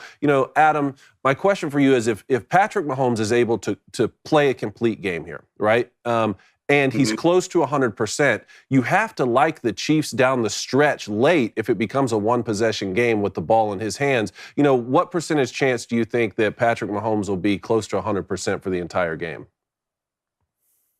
Yeah, it's funny. The Chiefs have been around now for a few days, and I've talked to a few people who have seen him in person since he's been out here. They've been around at different facilities, and people seem to say that he looks fine. You wouldn't know anything's wrong with him. He's walking fine. Look to be everything. Look to be that everything's normal with him. But you never know though when you're running, at 100% and full speed and cutting and changing direction, what it's going to be like. But again, from all sources and from what it looks like, he's going to be good to go. Is he 90%? Is he 100%? The thing with Mahomes that I look at a lot, obviously has a big arm, makes all the throws, has the touch, has the accuracy. But really, when he's best is when he's on the move. He's a transformational player. And his skill set, while it's elite, his best plays come when he's scrambling, when he's being mobile, when he's extending plays. It's when they're we call them broken plays. It's when it's not necessarily how they draw them up. It's when he breaks a tackle. They may be a clean hitter off the edge. He escapes, he rolls out, and you got Kelsey, you got one of his guys changing their route and doing the scramble drill. Essentially, that's when his biggest plays come. So if he's not able to do that, that's a big issue for their offense. You could make the argument that the Eagles' offense is a little bit more balanced and sustainable for the long term because they're more, methodical, run the football. Jalen Hurts, doing the RPO stuff, rolling out, where Mahomes is sometimes so dependent on the big play. And we've seen over the last few years when Mahomes is standing in the pocket and doesn't have the ability to create and isn't rolling, on the run, sometimes he's not very good. So I think it's a great point. If Mahomes isn't 100%, they're going to have some trouble. But if he is, if he's able to, escape the Philly front seven, break a couple tackles in the pocket. Like if you're the Eagles defense, you got to get him on the ground. That's you got to throw to the football and get him on the ground because when he breaks one of those sacks, and is able to roll out. He's pretty dangerous. Well, I certainly agree with you on Philly's balanced attack. I will say this, though. If we have to see a backup quarterback enter for either team, I do trust Chad Henne a lot more than 98-yard drive, Dave, and it really mattered. Dial it up. Get the ball to Travis Kelce. It's a good strategy. Yeah, that always wins. Well, Adam, man, what's up? Hey, love the TikToks, by the way. If you're watching the show, make sure you go follow Adam on TikTok. Hey, let's talk about Spagnuolo and this defense. You go back to last week's games versus the Bengals. The Chiefs at one point had 3 rookie DBs on the field and still pulled out the win. Spagnuolo, the way he likes to play. Do you think he's going to heat Jalen Hurts up in this game? He likes to save stuff till late in the game, or you think they're going to play man? Because, you talk about the front seven, you have to lean Eagles. You lean the receivers and the DBs for the Chiefs. I'm still leaning the Eagles' way. What do you think Spag does in this game? Yeah, I think they're going to heat him up. I think they're going to play some man and just come after him early and try to, this is the biggest game Jalen Hurts has played in.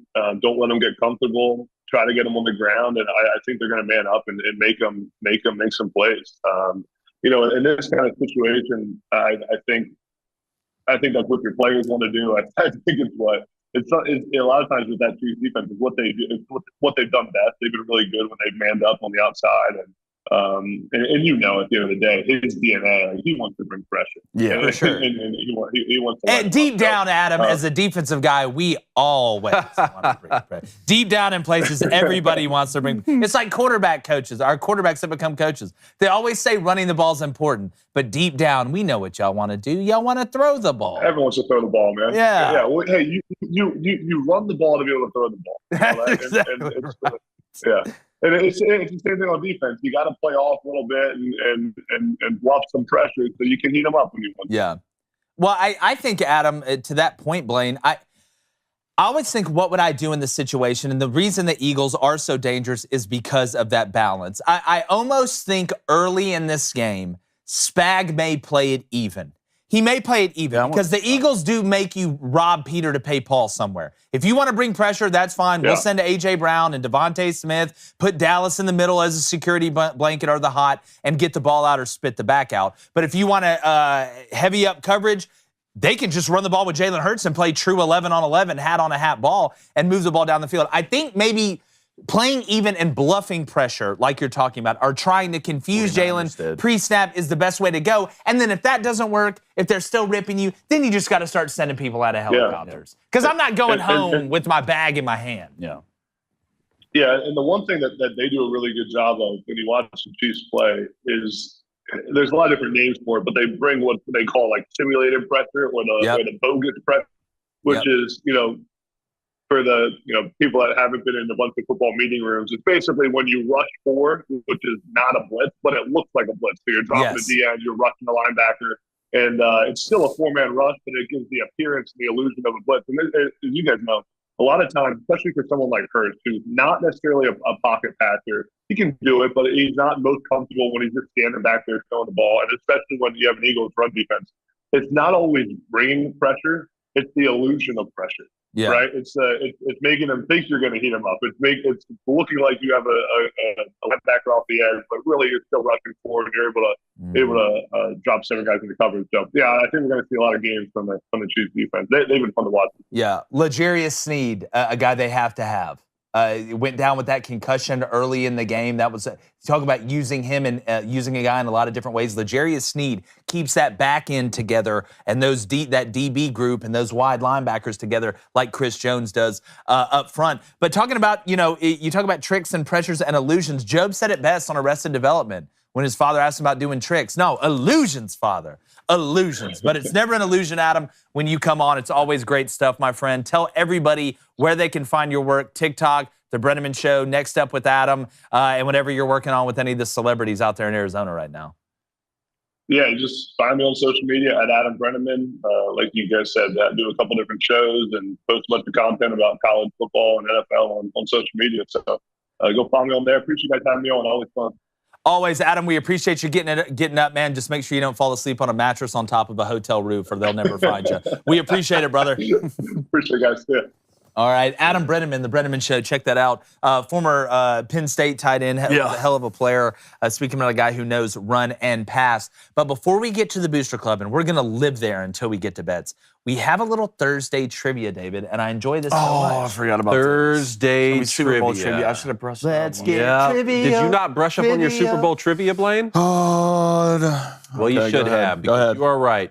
Super Bowl trivia. Here we go. All the great players in this game. Patrick Mahomes, Jalen Hurts, A.J. Brown, Travis Kelce. There's one, Devontae Smith, who has a chance to be the 5th player in football history Heisman to win the Heisman, the national championship, and the Super Bowl. You have 2 minutes, fellas, to tell me who are those other 4? Who are those 4 that have won the Heisman Trophy, the national championship in college, and the Super Bowl? And I need you to tell me where they went to college and the team they won the Super Bowl for. 2 minutes. 2 minutes, y'all ready? Yeah, did Joe Montana win the Heisman, Blaine? Starting now. Did Joe Montana Roger win the Staubach. Heisman? No. Okay. That's one wrong guess. How many did we get? You get 3 wrong guesses. 3 wrong guesses. This is tough. When a Heisman, a national championship, and a Super Bowl. And a Super Bowl. Oh, Cam Newton. No, he didn't win the Super Bowl. Damn, they lost. God. But he was almost the first Marcus quarterback Allen. to do it. Marcus Allen. Joe Namath. Marcus Allen, not Joe Namath. Son of a. Joe Namath didn't win the Heisman. Why did I think Joe Namath won the Heisman? Super Bowl and Natty though. This is a tough. All right, so Marcus Allen, what NFL team do you win the Super Bowl for? Come on, Blaine. We all know he went to USC. He went to USC. I want Blaine to answer this one. No, I don't want Blaine to answer this. Why not? I just know You know You guys this not one? play Tecmo's Super Bowl with Come on, Marcus dude. Allen running all over the field? Come on, Blaine. It's the Raiders. Raiders. Raiders. Okay, Raiders. All right. All right. Who are the others?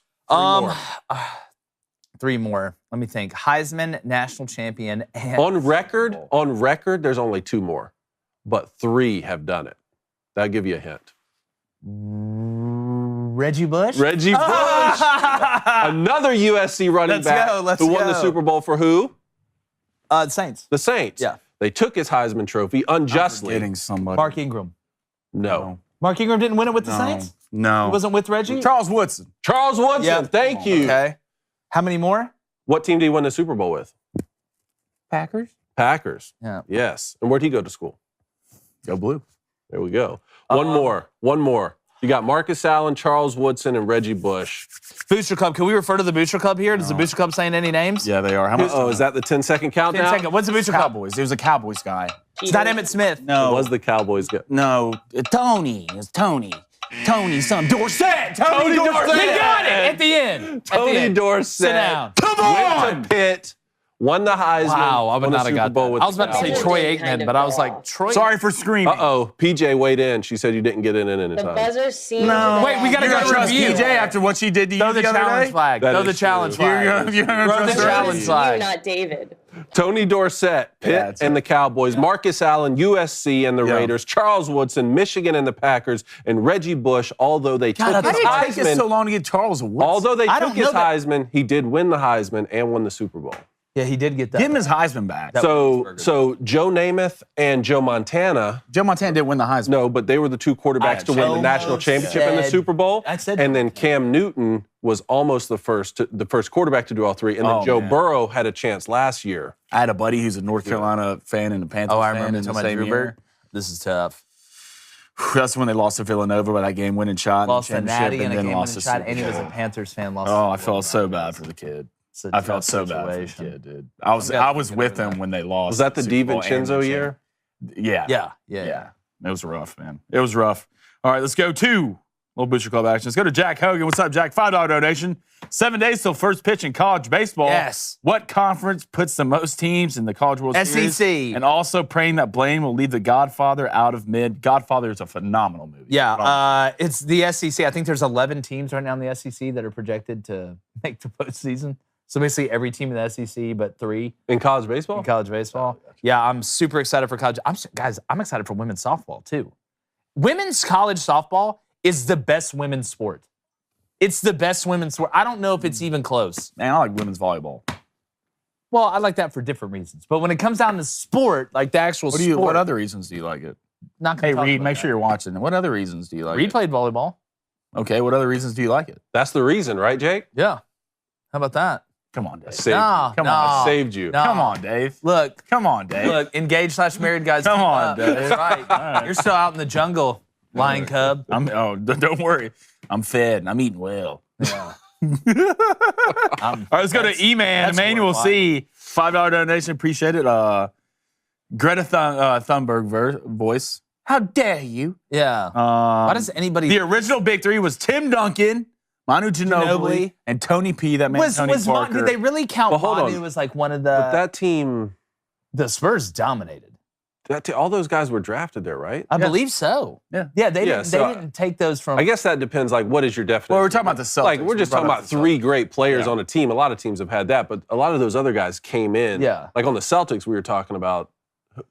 Paul Which Pierce, ones? Kevin I know Garnett, Kevin Ray Garnett. Allen. Garnett was not. I mean, Kevin Garnett came in from where? The T-Wolves or something? Timberwolves, yeah. Yeah, if we're talking about just straight up drafted, like Mm. you hit the Warriors, Bulls. Bulls. I mean, the Lakers have had a ton, really. Well, yeah, but the Lakers have like both. Like they Yeah, draft and that's go true. get all the big. Like I feel like it's not fair. All right, let's go back to KD Plays with a $10 donation. Appreciate it, Yeah. brother. He says, you asked who to drop off the list for a baseball player, Usain Bolt. He didn't change the sport of running. Running is a mid sport. No, I didn't have Usain Bolt. I had Usain and Bolt. running is not a sport. It's an action it's and the a competition. ultimate sport. It's It's the most primal. Then walking is a sport. Running and boxing are the two most primal sports athletic achievements that there are. Contests of skill. Yeah. What if you had to run like to the a very box? first things people were doing, like our ancestors were like, "Hey, can I run to the tree faster than you? And then if not, I'm going to beat you up, or else you can beat me up." Like, then it became a sport. All right, let's go to Austin. Sprint C. boxing. Let's go to Austin C. Says there needs to be an investigation into the refs in the Iowa State-West Virginia game last night. Yeah. West Virginia is in the bonus before the first media timeout in the second half. Iowa State had 3 starters foul out. I don't want to talk about what happened last night. Blame the refs. I had Iowa State +4.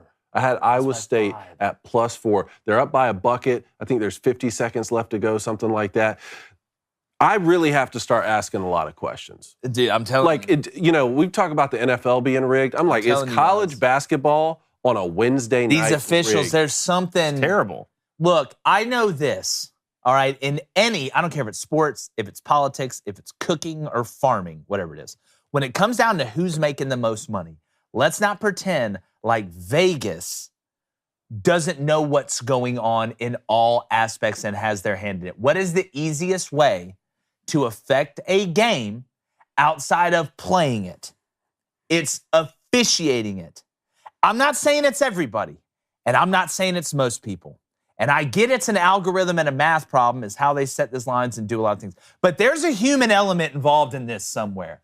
There's no way in hell that from the dirtiest part of Vegas to the dirtiest part of college athletics, $1 billion industry, that the people officiating the game, and I'm not even talking about pro sports. We can go down, that's a totally different, I think it's even worse there.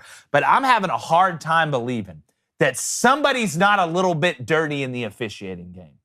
There's a reason that when you look at that Tim Donaghy situation and you watch that, David Stern and them knew what was up.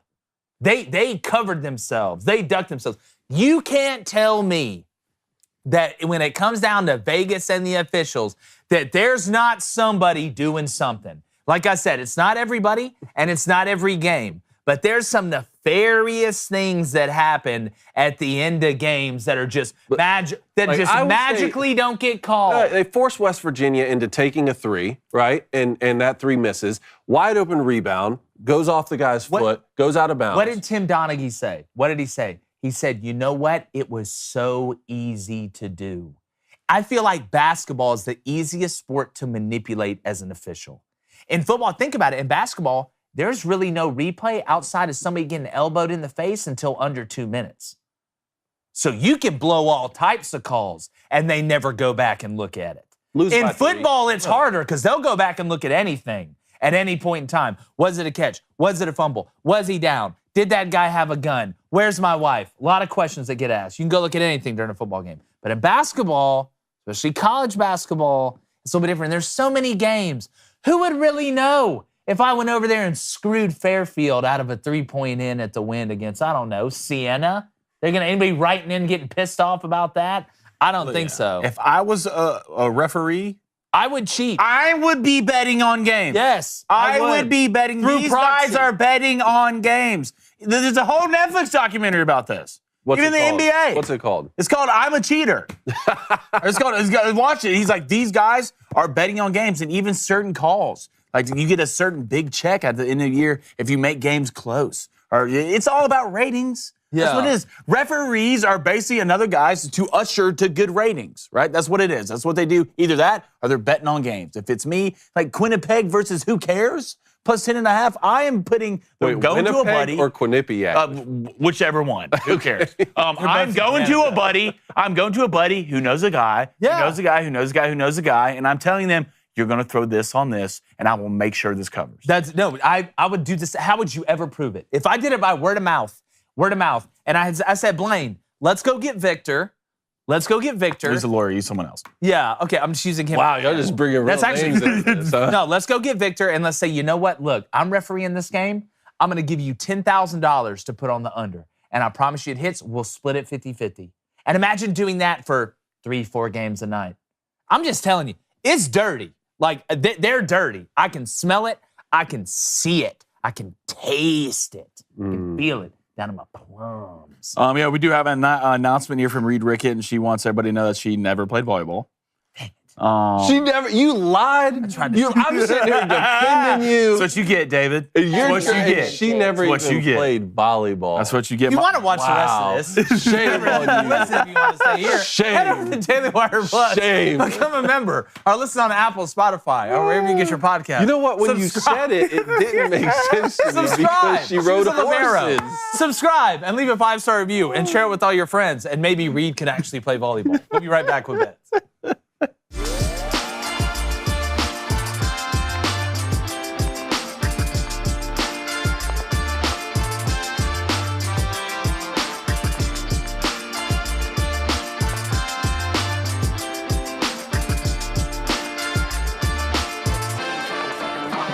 Okay, yeah. We were talking a little bit during that quick break. The Waste Management Open, the one that Adam was talking about, it's the one where the par threes on the 17th hole where they scream at you. Yeah. As you're teeing off, right?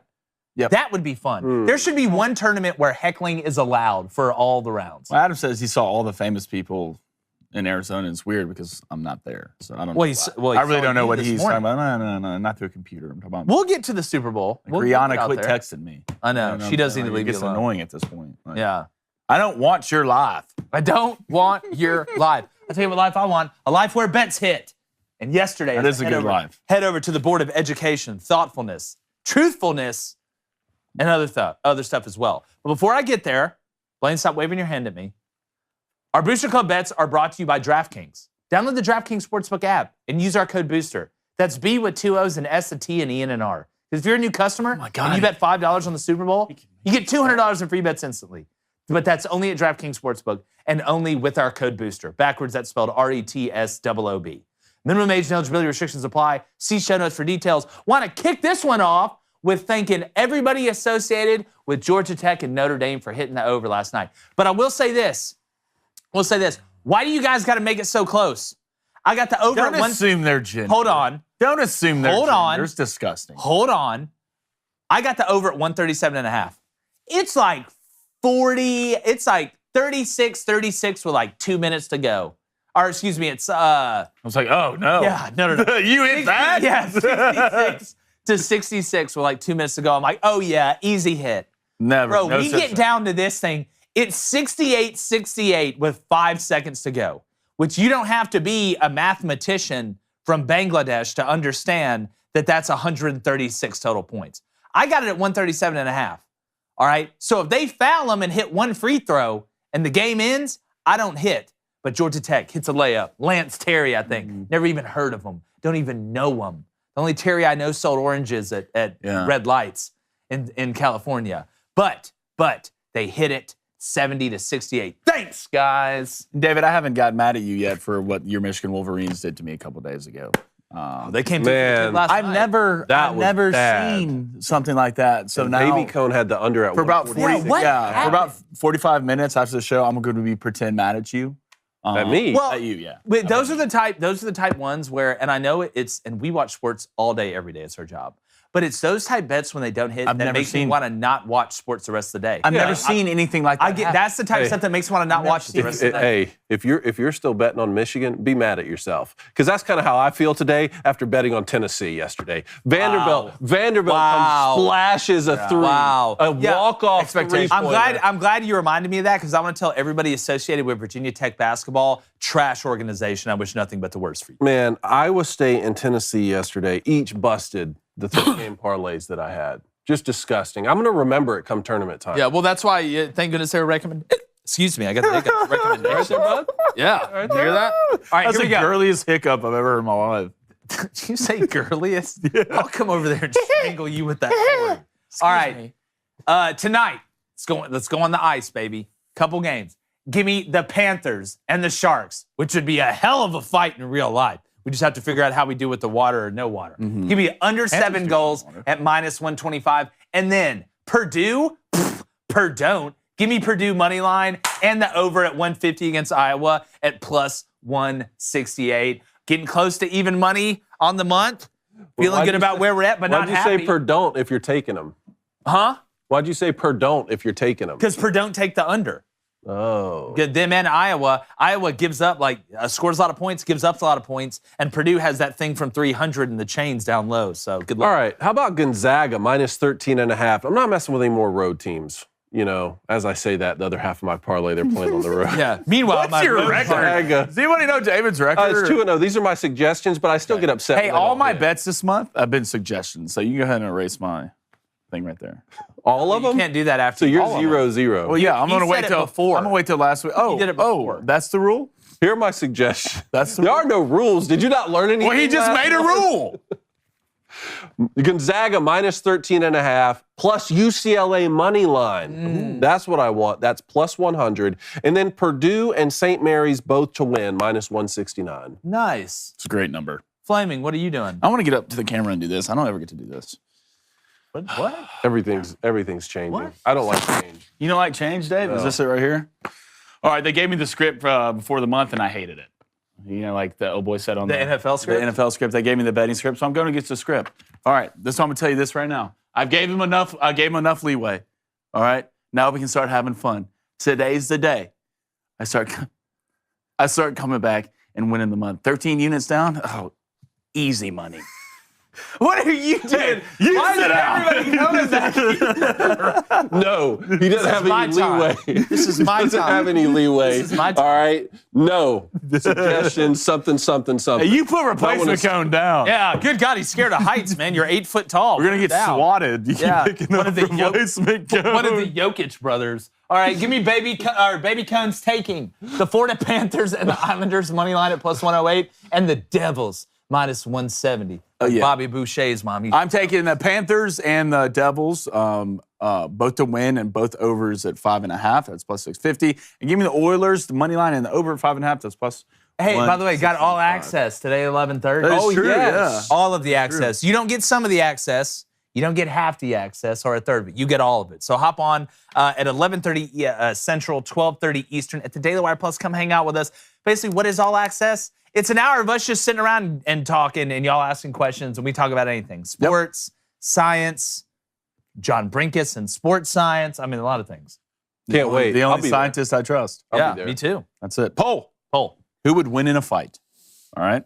Chuck Norris, Him. IP Man, John Wick. You mean it, man? Nope. Our Flaming Dragon. God, I got to rep the set. I'm going Flaming Dragon. That's what I'm talking about. That's what I'm talking about. You already know. Real one. Real one. That one's coming in last. That's about right. Chuck Norris. I noticed David Michigan went. Chuck Norris, 55%. Chuck Norris, 51%. IP Man, 7%. John Wick, 23%. Flaming Dragon, 18%. I'm not happy with that. Yeah, I'm not either. You know, I'm Anybody not see either. what happened at King's Landing? It's fine. It's fine. At least I can beat up IP Man. I'll take it. Look, Flaming Dragon. Like the real question is, when does Flaming Dragon and are David Michigan and Flaming Dragon friends or enemies? We need. No, I hate them for the origin story. I hate them. Oh yeah, I've started on the origin story, by the way. You have? David Michigan. Yeah. Maybe I started origin story. Isn't that such a great superhero name though? Yeah. It really low key is. Dude. We need to copyright that. You crushed it. For one of these guys from Marvel or DC come over here and try and just swagger jack us. David Michigan would never let that happen. No. Can you imagine? Talking about name, image, and likeness. Name, image, and you like this? Explosion, dead. How about that? What else from the Booster Club? All right, let me get in here. Darby Lou says hello. Hello to you, Dave. Hey. Let's go to Bobby C. Now, when's the Crane and Co. Open? Would it be more like the Waste Management or the Masters? Yeah, it would be, yes. It would be just like the 17-hole Waste Management. We'd probably do a lot of the opposite things that they do at really nice golf tournaments. We'd have a lot of fun. You would have to, it'd just be like anything. When you go to the tee box, you have to have a drink up there with you. I mean, just like playing beer pong or anything like that. If they let us put together a golf tournament, it would be a whole hell of a lot of fun. Which brings, but by the way, the Pollock golf tournament's coming up soon. Got the invite. Oh, to that. yeah. Yeah. When is Nice. that? May 8th, 12 days before the wedding. Got to play We're better. definitely going. Got to play better. I love it. I just love to see Pollock on that little scooter. That's the funnest part of the whole day. Man, that's an awesome tournament. It is an awesome He does such a for good great job. calls. Yeah. All right, let's go to Jimbo Eagle. He says, when you think about the original Spurs teams, it's the Twin Towers because all you thought about was Duncan and Robinson. Yep. That is facts. Andy J., the original big three was Pippen, Olajuwon, and Barkley. That's right. Was Pippen drafted by the Rockets? That's right. Yep. I think that trade, he never that was like a day of trade. Day of the draft? I mean, Dennis Rodman for sure Yeah. was traded, but Michael H. wants to know, why does Jake look so much like Matt Gaetz? I'll take that. You gotta do a little bit. Well, then you do. That's not a bad thing. I'm not saying it's a He's bad so thing. aggressive. I'm not aggressive, man. so aggressive. I'm not Calm aggressive. down. It's okay. I'm not aggressive. I'm just I glad know Matt you're in didn't figure trouble out who was already. going to be the speaker. It should have been me. Yeah, I mean, let's be honest. I'm not Speaker of the House? Who else would be a better Speaker of the House than me? Hey, guys, what's up? I'm speaking about the House. You guys all suck at this. You're fired. I'll make the decisions. All right, Happy Lad says, my sister got engaged yesterday, so we said congratulations. Congrats. Let's go to... let's go to Nico. What's up, Nico? Haven't seen you in the chat before, the Daily Wire chat. I just realized how little I know about sports. I can play, but listening to it might as well be a foreign language. But she's glad we're doing it. Yeah. good. Look, we try and Tune in speak. tomorrow. Yeah, we try and it's like a blend of sports hooked on phonics with getting your PhD in it as well. So, again, anytime we can help, we're trying to bring people back to sports who've been turned off because, ESPN and them hate half you guys for what you believe. We love all of you, regardless of what you believe. We love if you. you like LeBron. We love you. Aren't we going to Hilton Head soon? There may be a change. We may Yeah. be going to even nicer courses. Okay, because I heard that we have some listeners down in Hilton Head who are enjoying the show. Shout out to Rusty and Kevin and the whole crew down there. Well, we may So- have to rechange. I'll have I to don't know. talk to my uncle. Him and Blaine are setting it up. I'm not in charge of my own bachelor party. Okay, you let us know. All right, so that's I'm on in charge. That's on him. I'm in charge. Wow. I mean, he can't even get a paintball gun to three shoot. We'll probably three never- words. Oh, don't I worry need about the to hear paintball from gun. this guy. I'm in There's charge. one thing I can set up, and that's a party. Yeah, that is true. So, Beth, get ready. That is very true. What else is true is make sure you're subscribed everywhere if you want to follow our content. Follow us at Crane Company on Twitter, Instagram as well. If you're not following us on social media, check it out. We appreciate all you guys. Shout out to Daily Wire Plus. If you're not a member there, go do it. Be a cool kid, right? Everybody wants to be popular. Now you can with one click of the button, and it's not Twitter blue. We appreciate you guys and like the chances of me getting within 3 feet on the 17th hole of the Waste Management Open, regardless if you scream at me or not. We're going. Gone.